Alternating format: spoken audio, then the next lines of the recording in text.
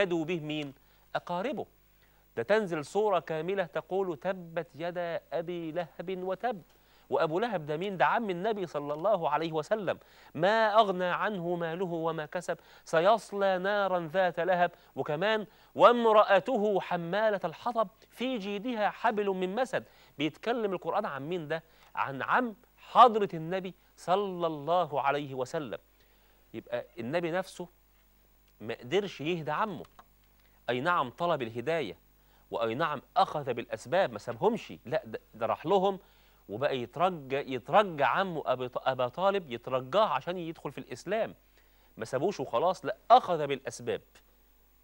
لكن قدر الله عز وجل أن يموت هذا العم مشركا. والحديث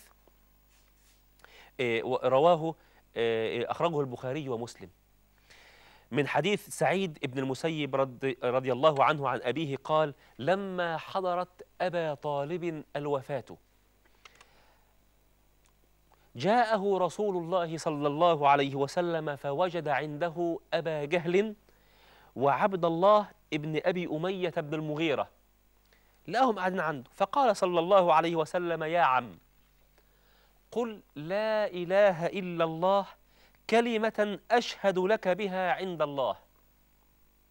فقال أبو جهل وعبد الله بن أبي أمية: يا أبا طالب، أترغب عن ملة عبد المطلب؟ فلم يزل رسول الله صلى الله عليه وسلم يعرضها عليه ويعيد له تلك المقالة حتى قال أبو طالب آخر ما كلمهم: هو على ملة عبد المطلب، وأبى أن يقول لا إله إلا الله. فقال صلى الله عليه وسلم: أما والله لأستغفرن لك ما لم أنه عنك. هستغفر لك ربنا طالما أنت مت على كده، أنا هستغفر لك ربنا إلا إذا نهاني الله عز وجل عن هذا الاستغفار. فينزل قول الله عز وجل: ما كان للنبي والذين آمنوا أن يستغفروا للمشركين ولو كانوا أولي قربى من بعد ما تبين لهم أنهم أصحاب الجحيم.